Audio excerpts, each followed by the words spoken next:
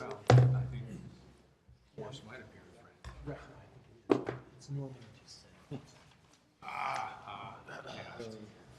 okay. A fight is brewing.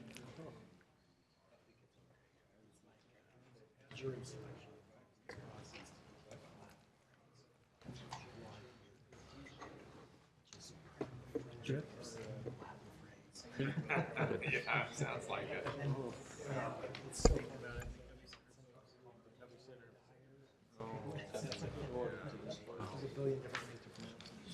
I've only ever heard that. We will now convene the Provo Municipal Council meeting for January 22nd. It is 5:32 p.m. and we are assembled in the City Center Municipal Council chambers at 351 West Center Street, Provo, Utah. And this meeting is being broadcast live on the web on the Provo City Council YouTube channel, where it will be available for on-demand viewing. And the council requests that attendees help maintain the decorum of the meeting by silencing electronic devices, being respectful to others, and refraining from applause or other outbursts during the proceedings of the meeting. We will begin with a roll call. Let's start on this side over here with Mr. Parker. Wayne Parker. George Handley. Dave Sewell. Kay Van Buren. David Harding. Gary Winterton. Dave Connect. Brian Jones. Cliff Strachan. Thank you. We will have an opening prayer given by Noreen Peterson, after which Kathleen Eckhart will lead us in the Pledge of Allegiance.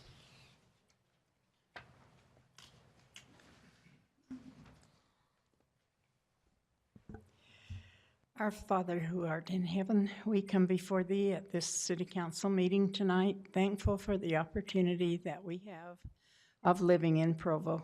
We are thankful for our good leaders, and we ask thee to bless them with wisdom and good judgment that they can carry out the things that need to be done in our city. We're thankful for being able to live in this place where we have such relative freedom, and we ask thee to bless us that we might be good citizens, that we can carry out our responsibilities in a meaningful way. This we pray in the name of Jesus Christ. Amen. Amen. Thank you.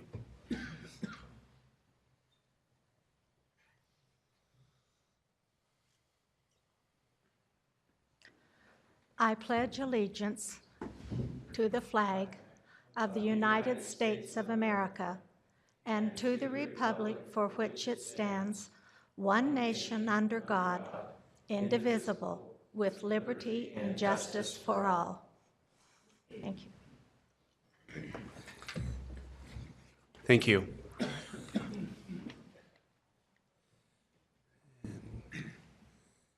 And can we get the graphic on the screen for the public hearings?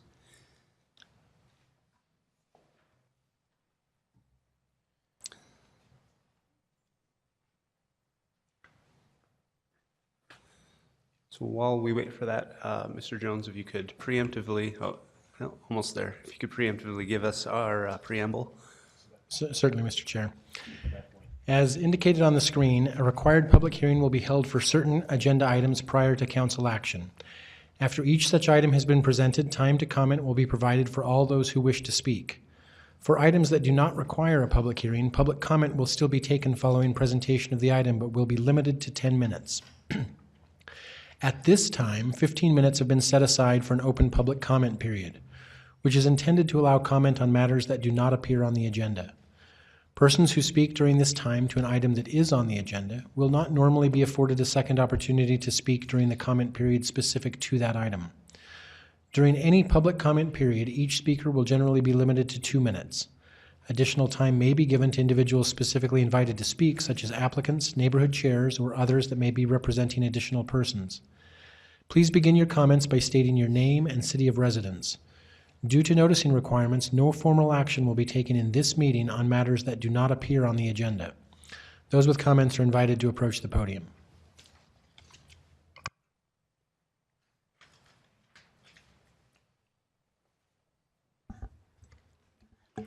Good evening. I'm Martha Windsor. I live at 215 South, 1050 West, Provo, and I know most of you, and I'm happy to be here this evening. We're here this evening. This is Kathleen Eckert.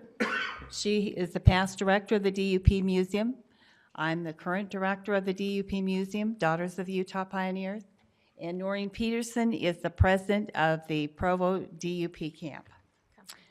So we constitute together the Artifacts Board for the DUP Museum that's located at 500 North, 500 West here in Provo.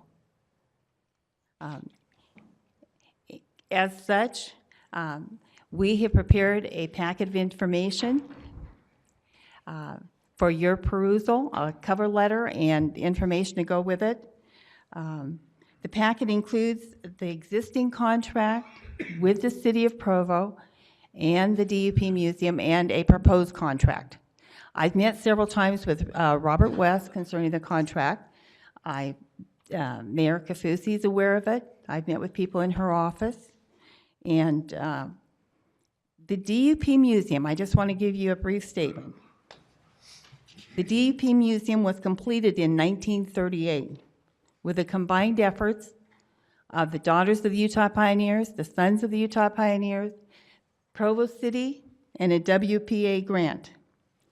It has been a time-honored partnership, a commitment between both the Daughters of the Utah Pioneers and Provo City over the past years to work together to facilitate the operation and the function of the DUP Museum.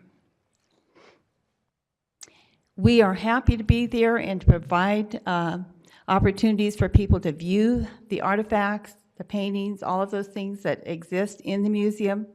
We have people come from across the state.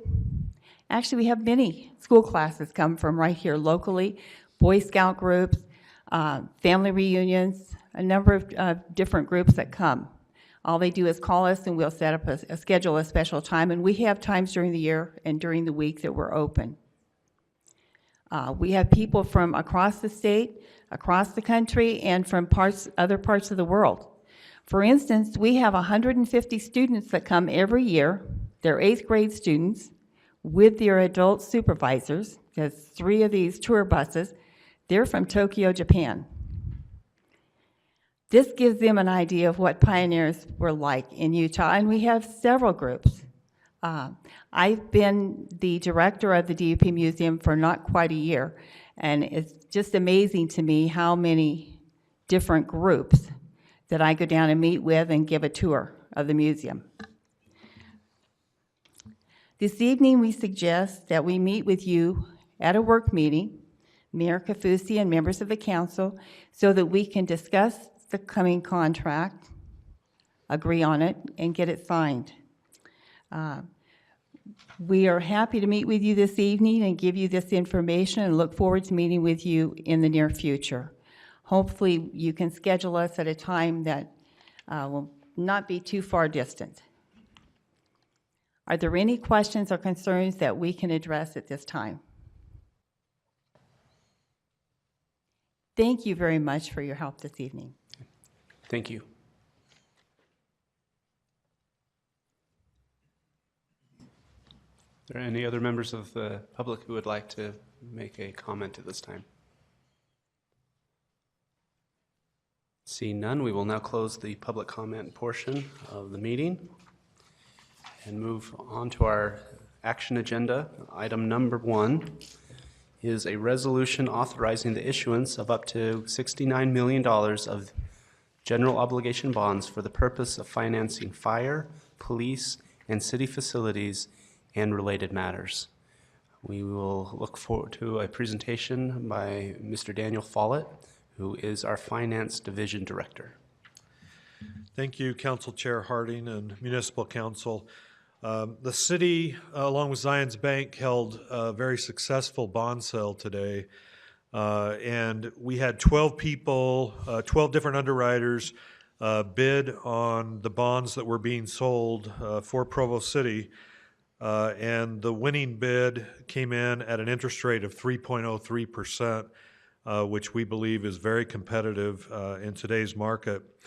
And in terms of how that compares to what was presented to the voters in November, we estimated that for a resident, that a home with an assessed valuation of $265,000, that they would pay annually $119.80. With the results of the bond sale today, instead of $119.80, it will be $117.84, or a decrease of $1.96.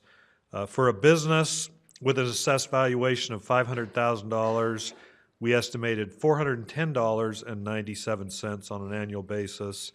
And after the results today, it came back at $404.25, or a reduction of $6.72. The results of today's bond sale are contingent upon council approval and the council adopting the resolution that's before them this evening. I would be happy to answer any questions that the council may have regarding the sale or details of that at this point in time. Okay. Thank you, Mr. Follett. First, I want to thank you for the opportunity. That was just plain fun to be in that meeting this morning, to see that. With 4 minutes left, we had 3 bids, if I remember right. There were 3, and then they kind of changed places. Within the next 4 minutes, we had the 12. And I'm curious, what was the spread? They were all fairly close. Yeah, I was surprised spread, at the closeness of them. The spread was very close. The low again was 3.03059. And I would just mention the second highest, the second best bid, I should say, was 3.032561. So very, very close, a couple at 3.03. They ranged from 3.03 all the way up to 3.14 was the range. So there was a spread there again of essentially 3.03 to 3.14. And that amazed me that they were that close. All 12 of those were right. Very close. Very it was close. interesting to me. Very competitive. I would mention that Provo is a very good credit in the marketplace, and so that explains why they're so close. So. The other thing that was interesting to me, and I appreciate you getting back to us on this, was that the residents will be paying about 62% of this, if I remember the That's number correct. right. Yeah, the related to residential property tax as opposed to business or commercial property tax. And business will be paying about 35%. Right. And agriculture will be paying 3%. And so, yes, the residents are carrying the bulk of this, and we very much appreciate the residents and the things that they're doing, and we also appreciate our businesses because their hit is substantial also on this, and we're grateful for their willingness to make Provo a better place. Mr. Knecht. Just a question. You may or may not know the last time we did a bond, what interest rate was obtained for that bond? The most comparable one would be the rec center, and you're testing me. I can get back to you. The rec center, we refunded it a couple of years ago, and I don't remember that rate off the top of my head. Do you happen, Brian, or not? I will get back to you on that, but it's also a general obligation bond, so it would be the most comparable. Yeah, I was just kind of wondering if it was actually below 3%. This is a great rate. Yeah. I have no complaints. Just kind of curious because I remember way back when we did iProvo and we thought we got a good rate then, but it's all relative to the time frame. It is, and it was a different rate environment, but then I do remember the rate on the iProvo bond, and it's at about 5.18, 5 1/8 essentially is where it sits. That was a taxable issuance, though, and this is a tax-exempt issuance, and so the tax-exempt usually carry a lower rate than the taxable. So, Great, thanks. yep, thank you. Any other questions for our presenter? Seeing none, we will now open this item for its public hearing. Any of public members who would like to step forward to address us may do so now.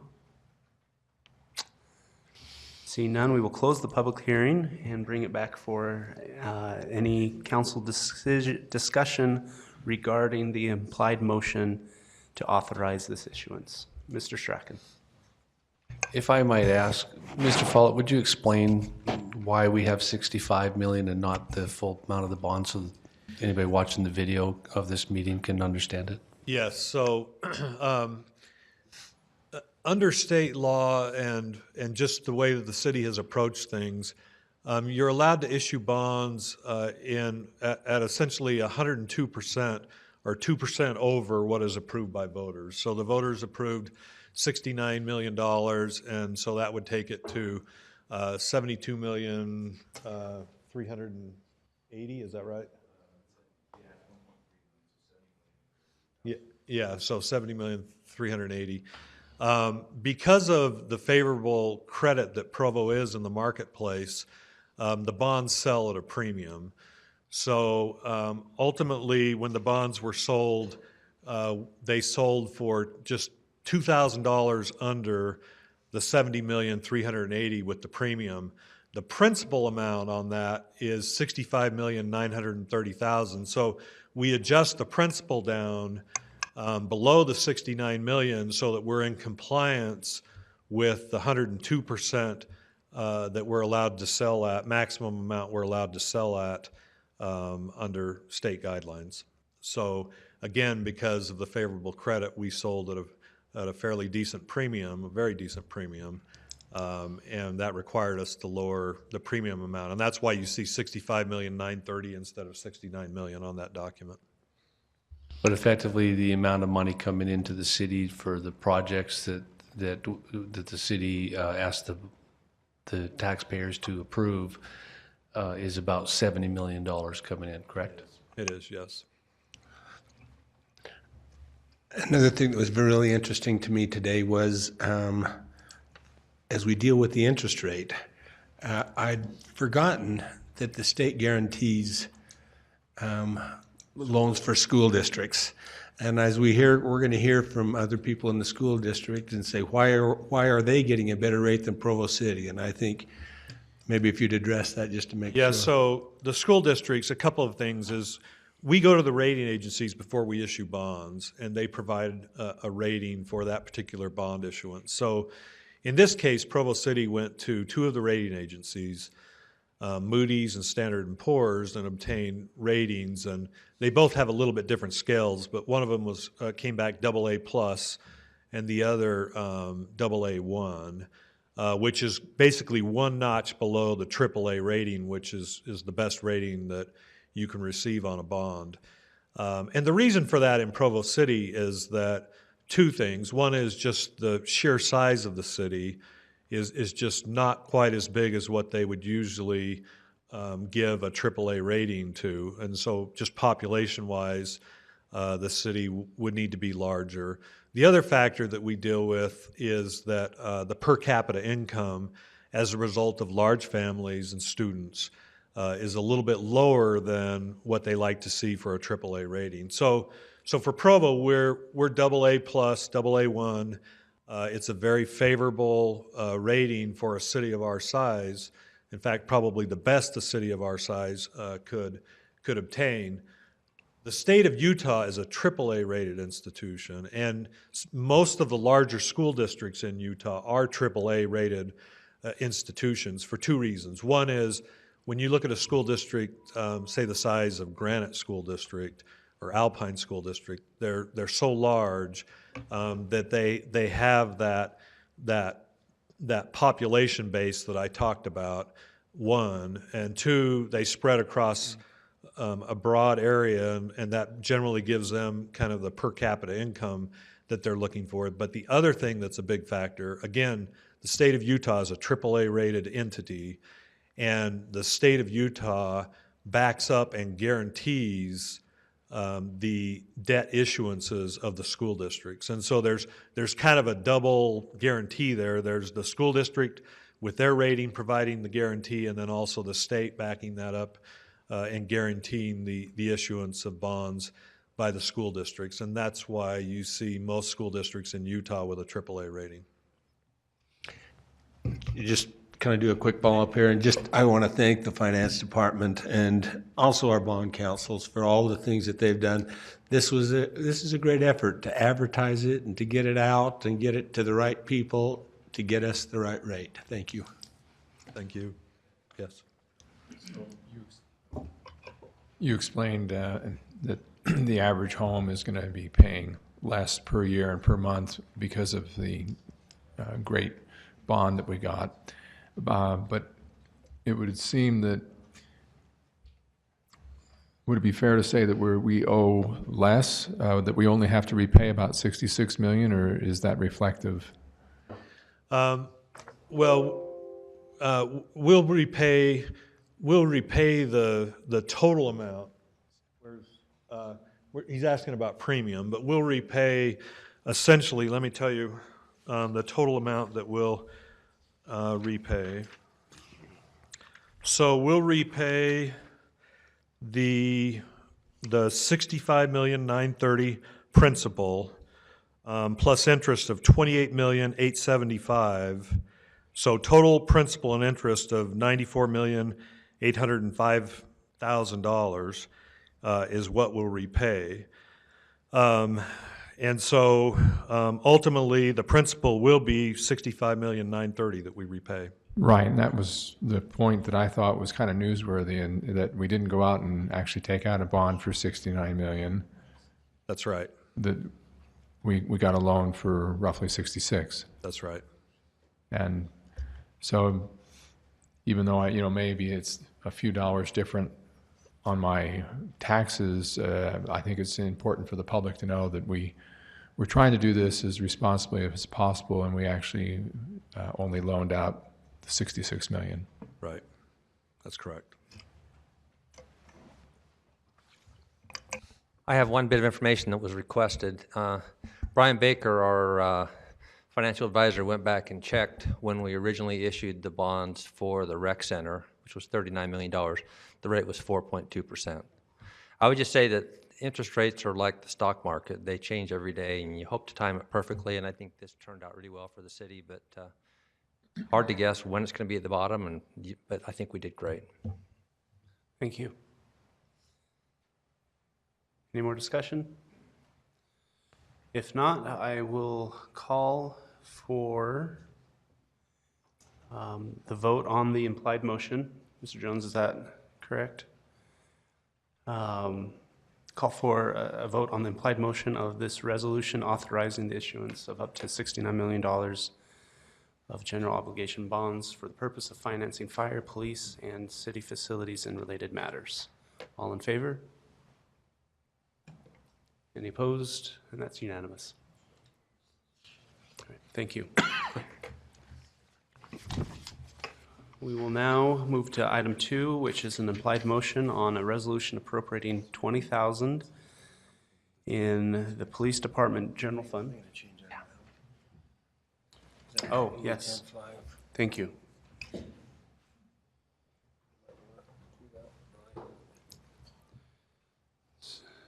So the title on this item is the resolution appropriating $20,000.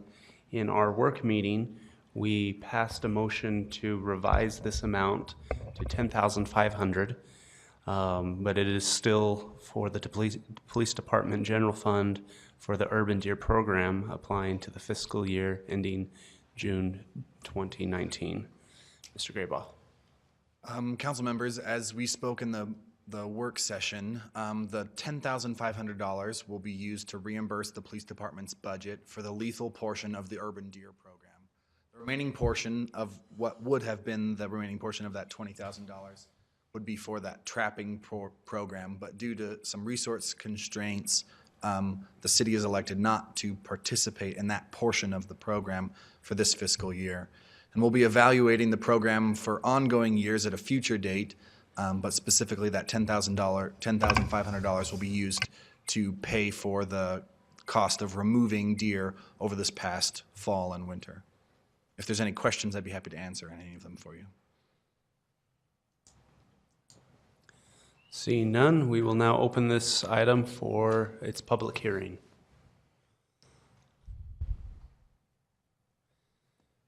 See no interested citizens, we will close the public hearing and bring it back to a council discussion.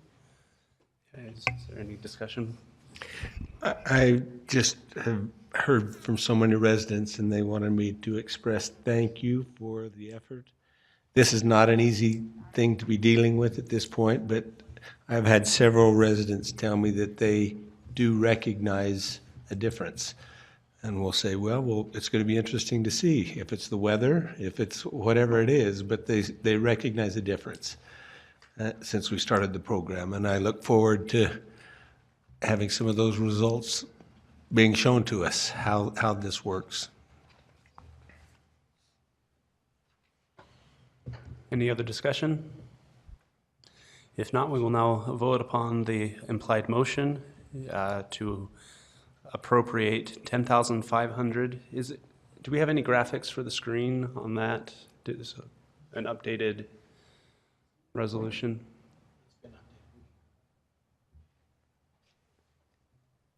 Excellent.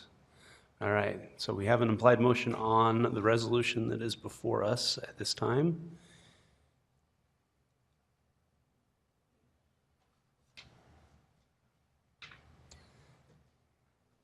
So all in favor? And that is unanimous. Moving to item 3, which is a resolution stating the intent of Provo City with respect to affordable housing. And we will look to Cliff Strachan, our Executive Director of the Council, to present this. Council members and the public, the Salt Lake Chamber of Commerce first initiated this resolution back in August of 2018, and it has been before the Housing Committee. It's been before you as a council and in your committees. It's had numerous looks at it, and let me tell you a little about some of the changes that we've made it. There was concerns that it would tie the council's hands into doing certain things, and we've softened that. We've indicated to in the resolution that affordable housing is a regional issue, a state issue, not just an individual city issue. We've included information that suggests that the city itself is carrying about 60% to 62% of the county's load in terms of affordable housing, and we wanted to share that with the rest of the county. It invites the county or the county cities to participate in affordable housing. It includes reference to the many policies that the city already has in place and that the city supports in terms of affordable housing. It also differentiates between housing affordability and affordable housing. And it's recommended by not only the staff, but it's recommended by the council at work session to approve this with the changes that were made today. And the changes that were made today simply reference the idea that that ultimately this is consistent with the goals already stated in our general plan. Any questions? Thank you. Thank you, Mr. Strachan. We open this item for public comment. Is there anyone in attendance would like to address this? Seeing none, we will close public comment and bring it back for council discussion. Mr. Sewell. I just wanted to say I was happy with the result of all of our deliberations and modifications on this.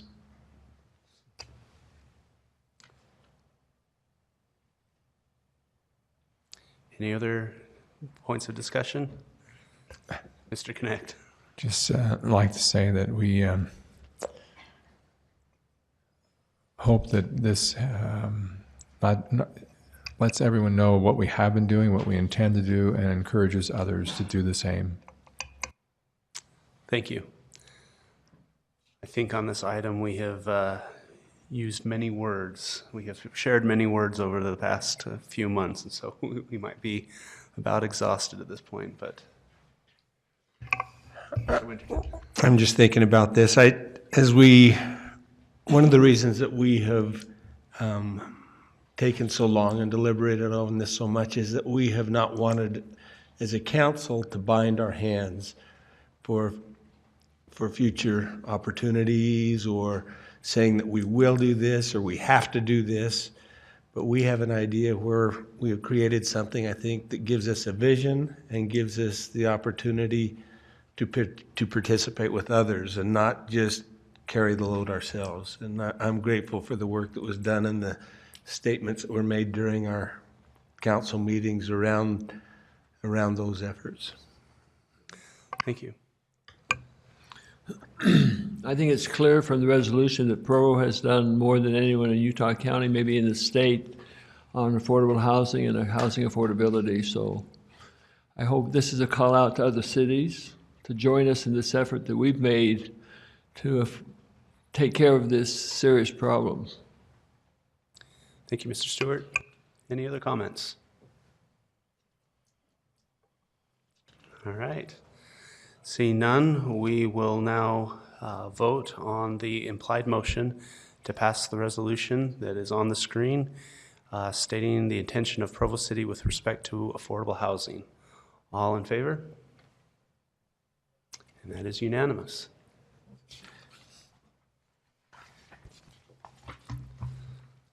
There's a point when I wasn't sure we would ever get that done. I am glad that we are done with that. Item number 4 is an implied motion on a resolution with regards to an annexation petition for further consideration for approximately 13.45 acres of property generally located at 5400 North Canyon Road, also known as the Peay Annexation. And we look to Mr. Maxfield, Brian Maxfield, a planning supervisor, for the presentation. Thank you.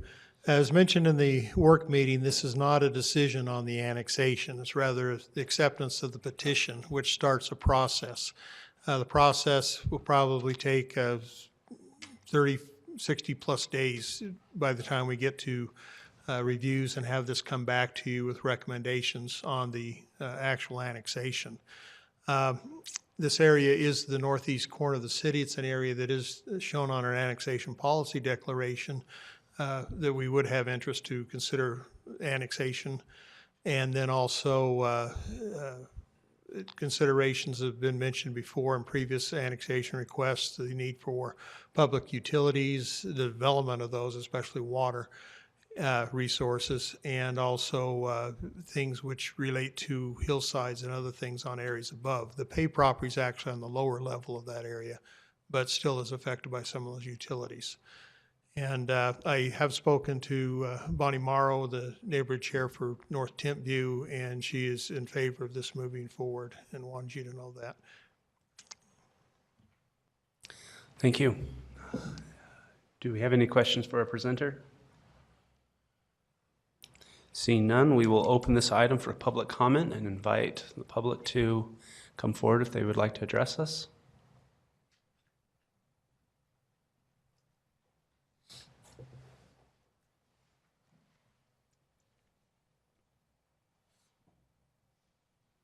Sharon Mehmet, I'm a neighborhood chair in the area, not this neighborhood specifically.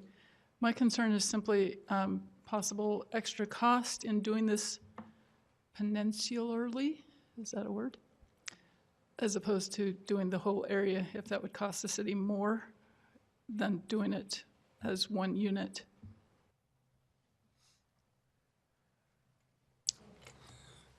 And I have looked at the flow chart and I think I understand the process, but I didn't see when the zoning is attached to it so that we can make comment on that. Okay, thank you.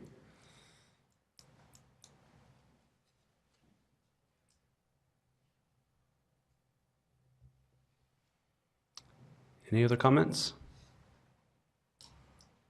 Seeing none, we will close the public comment.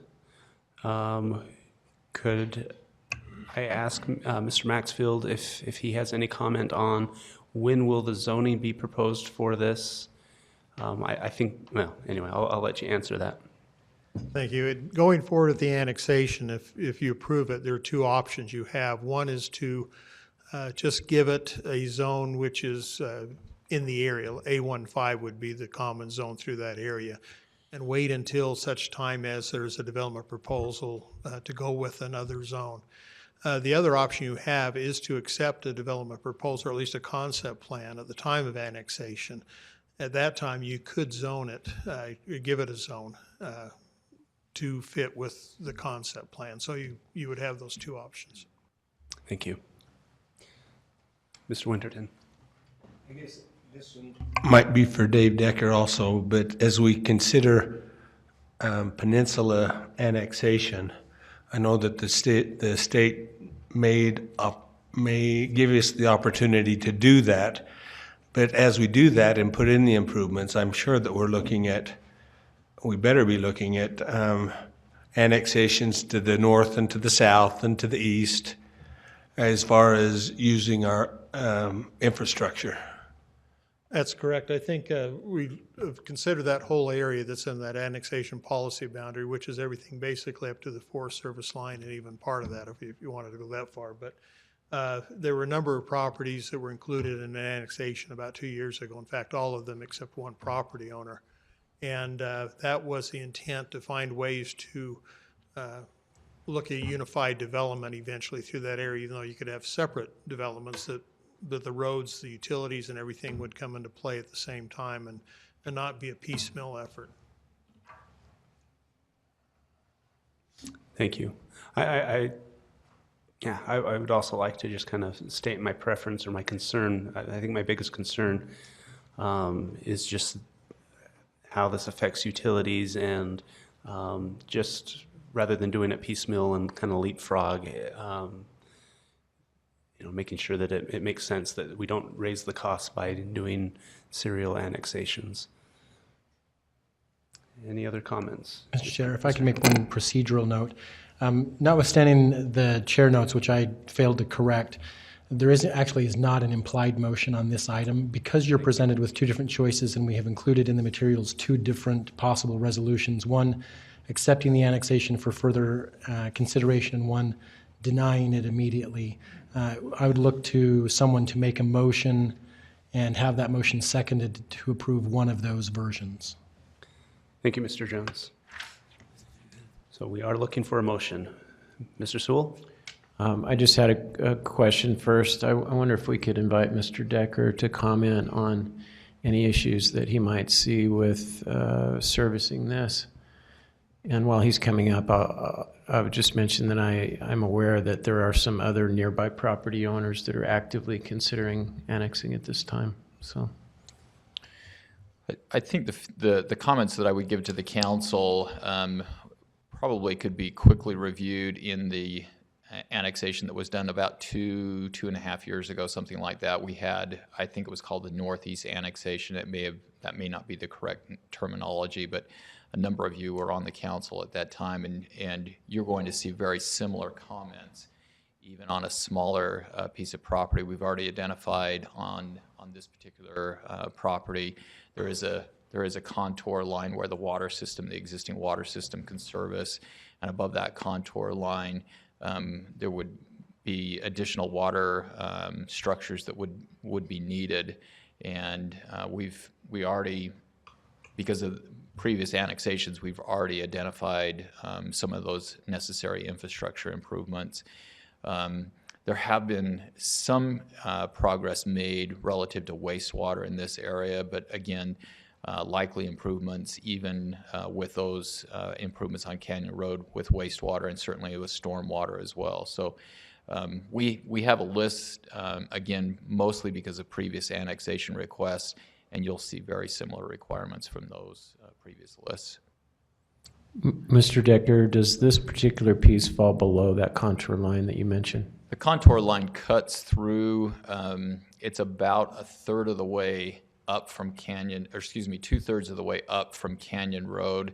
So it splits the property roughly the eastern third and the western 2/3 of the property.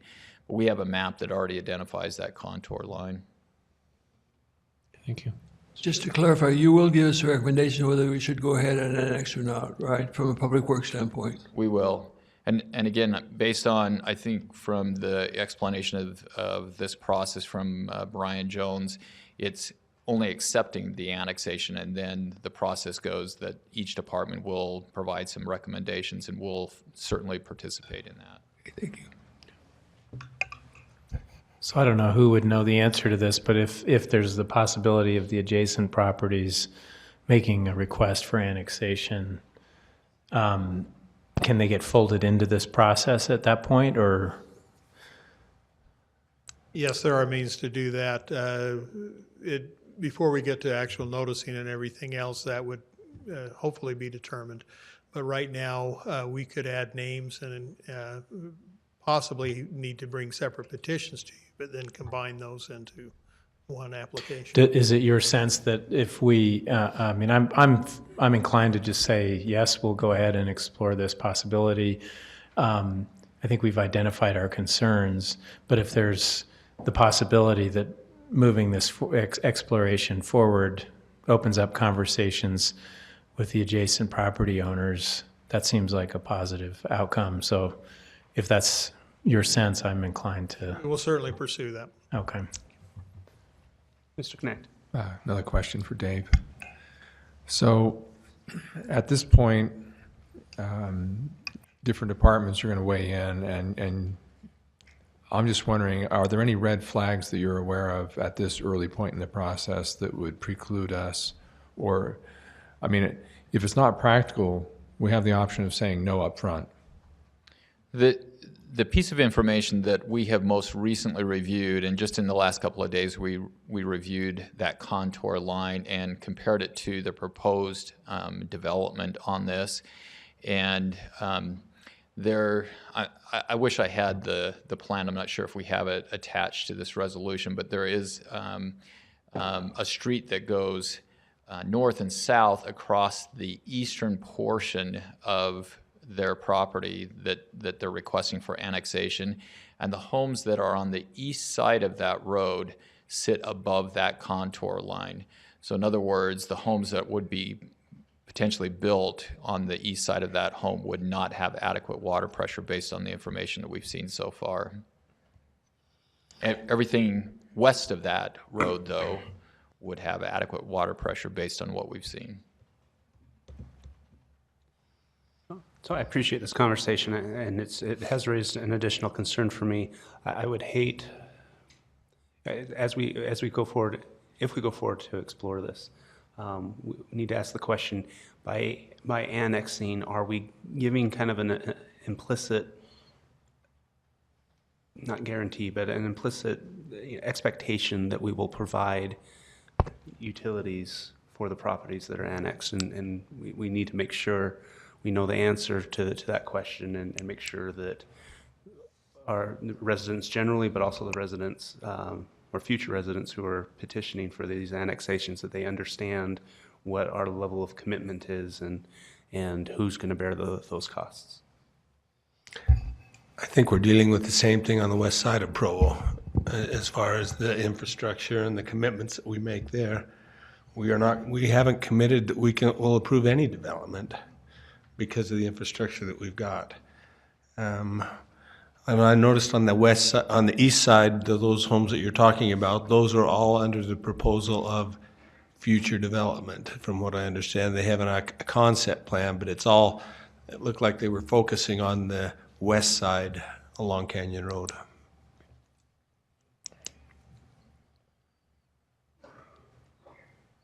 Any other points of discussion?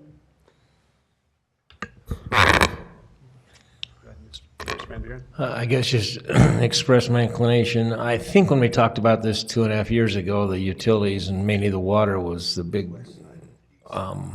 concern we had.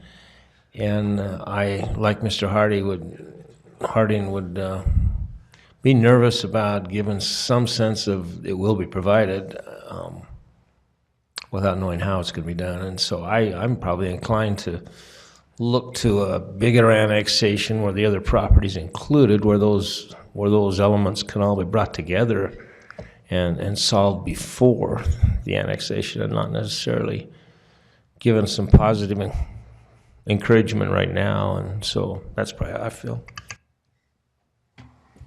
Mr. Sewell? I feel like we should go ahead and accept the petition so that the exploration of this process can go forward. We can find out which other property owners are interested and see how much we could of this we could do together. So I'd like to make that motion that we move ahead. Okay, we have a motion to accept the petition. Do we have any seconds? Seconded by Mr. Connect. Any discussion on the motion? See none, I'll call for a vote on the motion. All in favor? And those opposed? In favor, we have Mr. Connect, Mr. Winterton, Mr. Stewart, Mr. Harding, Mr. Sewell, and Mr. Hanley, and opposed, we have Mr. Van Buren. Thank you. Item number 5 is regarding an ordinance amending the zone map classification for approximately 14 acres, generally located at 2300 North University Parkway, from Regional Shopping Center, SC3, to Interim Transit Oriented Development, ITOD. And Mr. Pepperoni. If it's all right with you, I'd like to just give some general comments about how we got here to this point, and then Mr. Ardmore will answer any specific questions you have or go into more detail. As you know, it's unusual for the city to initiate a zone change like this. This really came out of a discussion the Planning Commission had several months ago, where the Planning Commission was discussing the desire by the property owner to increase the amount of residential development that could be done in the SC3 zone. The Planning Commission debated that a little bit because an amendment to the SC3 zone would then affect all the SC3 zones in the city. There's one in Riverwoods, and there's 2 on South University Avenue. During that discussion, one of the planning commissioners suggested that the developer consider the ITOD zone. With the completion of the BRT line right in front of this property and with a station in very close proximity to this property, it was her opinion that the property was then ripe for transit-oriented development. Based on that comment, economic development, redevelopment, community development all got together with the property owners' representatives and discussed the possibility of an ITOD zone and whether that would meet their goals or further their goals. They agreed that that would be beneficial, so the city initiated this application. Related to the question in the pre-meeting about quality of development, the SC3 zone that's been on the property since the late 1980s, maybe 1990, does not have any design criteria with it. And under that SC3 zone, you can see how it has developed over the years. A large parking area and then buildings tending to be towards the back. The SC3 zone is very suburban, strip mall type of zoning. The ITOD zone and the downtown zones have design guidelines with them. Section 1434-295 are design guidelines, architectural guidelines, site plan guidelines in those zones that don't exist in the other zones. If there's any tool we have to get a better quality development, it's in the downtown zones and the ITOD zone. The developers have been cooperative with us in working towards a plan that we would find much more appealing for this property. For example, moving buildings out onto the Parkway frontage. You see the new Cafe Rio now that's out on the Parkway frontage. So we're anticipating buildings out there, even though the SC zone doesn't require that. The developers being cooperative and working towards those ends. Parking would be more in the middle of the development, more hidden from the perimeter. And then with the TOD zoning back here, I think that's ideal. I think that is exactly what we would want if we were starting with blank property and starting all over again.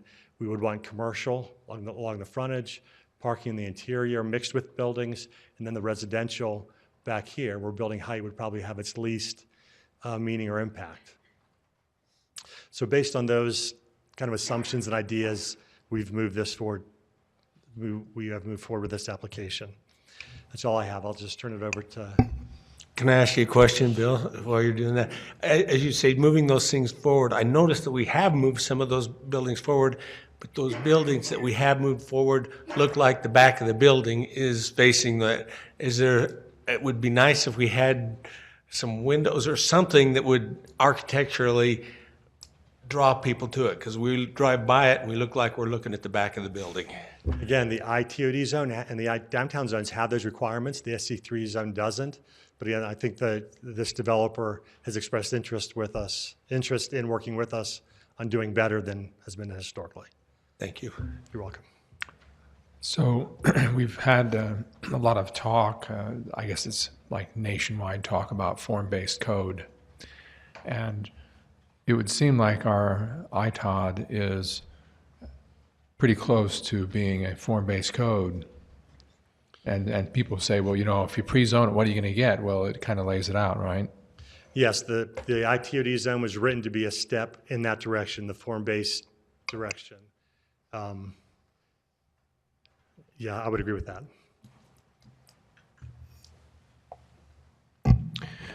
With this change of part of the SC3 to the ITOD, is SC3 still the best zone in your opinion for the remaining portion of the project? I think at one earlier point we had talked, I can't even remember where I heard it, about changing the rest of it to SC2. Am I remembering that right? Or that has been discussed. I think SC2 or SC3 would be fine. Our point as staff is we see the retail potential of that as very important. If we're going to take 14 acres and put that into largely residential, maintaining the other 16, 18 acres or so in a retail-based, retail tax-based land use, I think that's important to us, for the tax implications of that.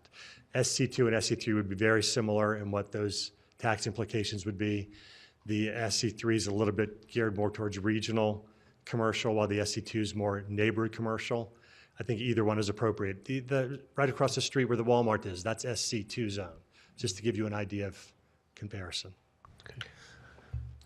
One thing that I found interesting is that when we went to the meeting about this, they're actually creating more retail in this plan than they are the original plan. And to me, that was one thing that we were really concerned about for this area, was improving our retail situation. That's right, because the other plan had a lot of professional office space, and that has come out for retail space. Any other comments or questions for our presenter? Thank you, Mr. Pepperoni and Mr. Ardmore. We will now open this item. First, we'll open it up to our neighborhood chair, if she is here. Not seeing her, so we will open this for public comment and invite any in attendance who would like to address us to come forward now. Seeing none, we will close the public comment and move to council discussion. Is there any discussion on this item? Mr. Winterton. I attended the neighborhood meeting that was sponsored by by Economic Development and Dixon Homes, and the concerns that I heard from the neighborhood was the importance of protecting this corridor as a nice-looking corridor into our community. A gateway, thank you, that's the word I'm looking for, a gateway to our community, and we wanted to make that as nice as we could. As far as the other concerns, I didn't hear a lot of other real concerns at that particular meeting. They were concerned about the retail, making sure that we were recognize the importance of that. But the housing, they were also very supportive of that, represented to help the retail there and across the street. And I was impressed with the meeting. Dixon, thank you for holding that. And thank you for the developer. Thank you for being there and presenting to us. It was an interesting meeting, and I thought it was very informative. Thank you. Mr. Sewell? I was just remembering that the Planning Commission gave this a positive recommendation with some suggested conditions, with a that there would be a development agreement, and then they listed some things. And I was just wondering, has such a development agreement been proffered, or what's the status on that? I was about to ask Bill the same thing in a certain way, in the sense that Bill has sent me a draft of a development agreement, and I've reviewed it and provided comments, and changes have been made. I'm not exactly sure where that came from, though, or what the status of it is as far as a negotiated agreement. Yeah, it has gone to the developer. He's got it and is aware of that, and he's here, can comment if you'd like him to, but as far as I know, they're willing to sign the development agreement and move forward. Those conditions listed by the Planning Commission are in the development agreement. Those were discussed with the developer even before the Planning Commission meeting. Okay, thank you. So just to clarify, so all of those conditions, I think there's 5 of them, they're part of the development agreement, just not that there is a development agreement. One's not, but because by attaching Exhibit A, we fulfilled that one, so. Gotcha. But yes, they're all included. I apologize. I missed a bullet point here earlier. It suggested that I open the item to the applicant, economic development, or I imagine we would welcome hearing from the developer themselves if they so desire to address the council. I apologize for skipping over that. Do you want to hear from Aaron? Because he was the other staff member on this too. Okay. And just here to talk you out of this request. Unless there's any additional questions from me. Again, this really was an effort to move the project forward. The developers are here, their representatives. Again, as it was pointed out, that the back portion would be residential, front portion would be retail. If you've been by in the last few days, you probably have noticed that the remnants of what was the original Cafe Rio and what was attached to the former Food for Less, that's now down. At some point, the Shopco will come down. There's quite a bit of utility work, as this is a very large project. And so they'd like to get that going. And again, part of why this is kind of the way that it is as far as the request coming to you is the developer would like to have the confidence that they have an ITOD zone that they could then either develop themselves or bring in a third-party partner to do that residential. And they'd like to know, again, this is a zone change only for public clarification, that at some point a site plan will come back through the process, not to the council per se, and that's again why the question was, are you confident with the ITOD zone? I think Mr. Pepperoni has addressed that. But the residential at some point would come back to the Planning Commission, go through the CRC process for approval, but this would allow them to move forward on those site utility improvements and the retail, of which they would like to get that going also. Thank you, Mr. Holmes. I know that in the past we have approved a tax increment for this property. Is that correct? There's been discussions of, there's been no tax increment approved. Again, it would require the creation of a CDA, and Mr. was here earlier. David Walter was here and could probably answer that question, but that may come forward at some point. This request tonight does not approve or deny that request. We can certainly talk about it, but that wasn't the main point of this evening, and they may come back at some time. Again, part of the previous plan had a pretty large parking structure on it, like 1,200 stalls, five levels, and some of those expenses may not be there. They still may decide to approach the city and the school district and the other taxing entities to pursue such a request for tax increment financing on the property portion, but as of right now, that's not the request. There's Mr. Walters, but as we do that, we'll have the opportunity to weigh in on where the basis is and where the increment would play. Those requests, that's a separate request. The creation of a CDA would be required, of which is generally initiated at the city level, and then the other taxing entities would have to weigh in. But that would be a determination that they would make if they even want to make the request, and then if they do, it would come to the city in a formal request. I'm assuming that wouldn't have any residential component for tax increment. It could. Again, the city and the other taxing entities have done some residential properties, the one on 3rd South and University Avenue, City View Apartments. But again, a lot of this is a bit newer as far as the more recent requests for the residential, so I don't know. And again, the developer, they may want to speak to that. But again, if that were to come forward, they would make that decision at some point in the future, approach the city with a formal application, say we'd like to pursue a community development area.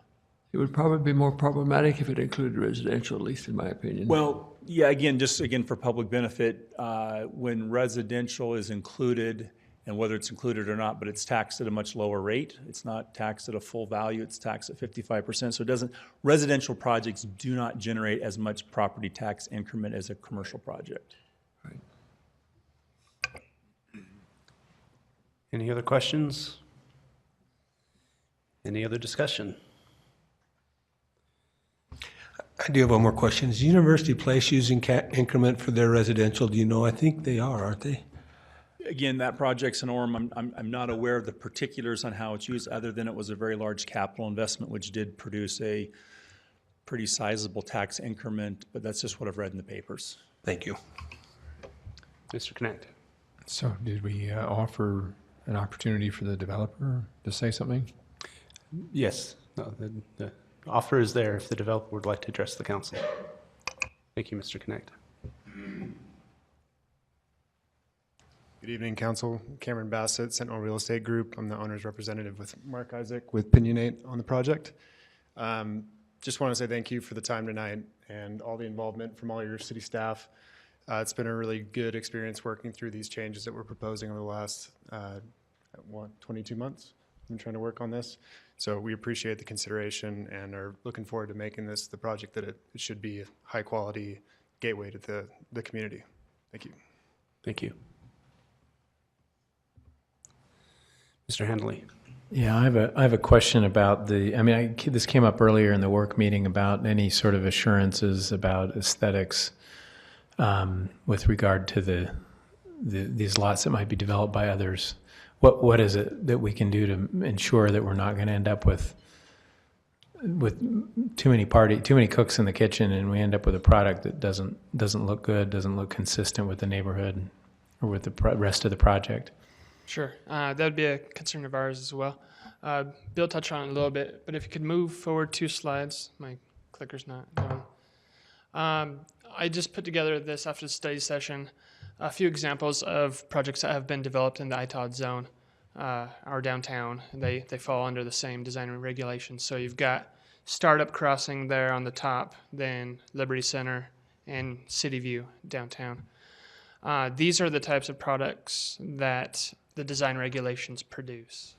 I've kind of summed them up above there. You could see the different standards and regulations that would be put on the ITOD development in the mix. Staff's confident that these regulations have provided and will continue to provide quality development. They're held to a higher standard than any other zone, including the C3, which they could have just built that at the 20% that it was approved. So I think going forward, this is a better situation for the city. It gives us a little bit more control over what the buildings and the site will look like, and can produce a quality development like you speak of. Thank you.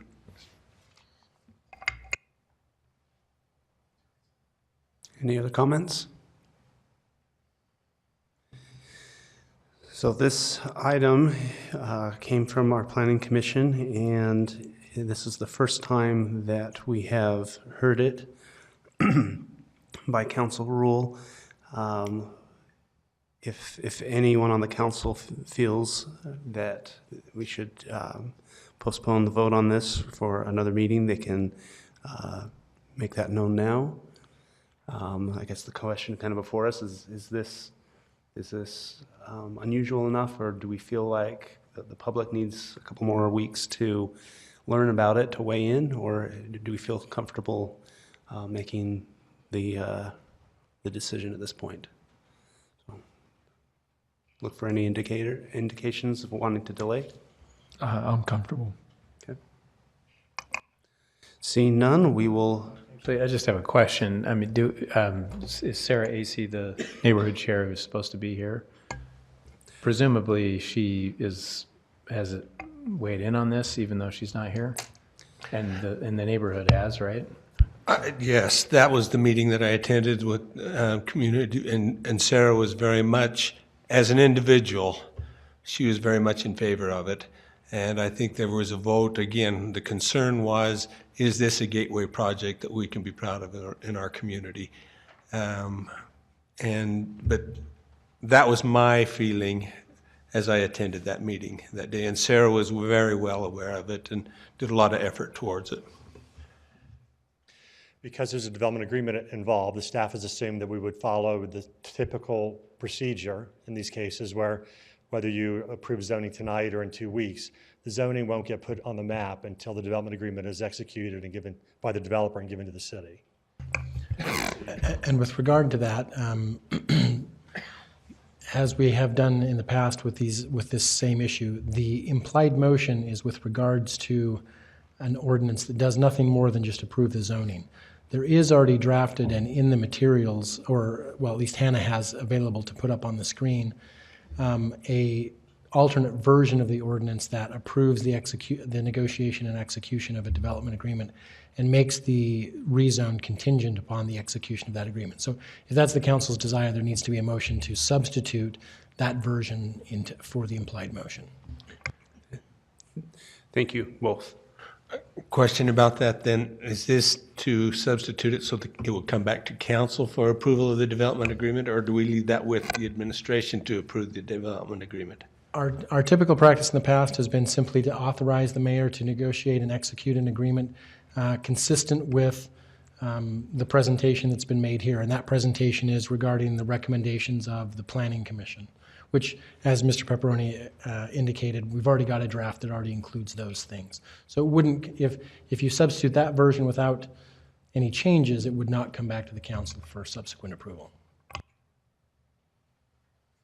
Thank you for that clarification, those questions. Mr. Sewell. I'd like to make a motion that we substitute the draft that Mr. Jones just mentioned that ties the effective date of the rezone to execution of the development agreement by the mayor. Thank you. Is there a second to that motion? Seconded by Mr. Handley. Any discussion? Before we move forward, I would like Mr. Jones to come back and make sure that I'm not making any missteps. So, Mr. Jones, did you hear that motion? Sorry, I didn't. I was just checking with Hannah. I had emailed that version to her earlier and wanted to make sure that she had it. So the motion was to substitute the development agreement version of the ordinance for the default, the current default. Okay. Yes. Okay. Okay. Not seeing any other discussion. We will vote on the motion to substitute. All in favor? Okay. We now have an implied motion to authorize the mayor to negotiate a development agreement and with a rezone of approximately 14 acres from SC3 to ITOD, contingent on the execution of that development agreement. Hannah, can you scroll down to part 1? Okay, there we go. Yeah, that's perfect. So that shows the authorization to negotiate and execute the development agreement. As seen on the screen. All in favor? And that is also unanimous. Thank you all. At this point, unless there's objections, we will adjourn by unanimous consent. Thank you to the public for your interest in attending tonight. Good.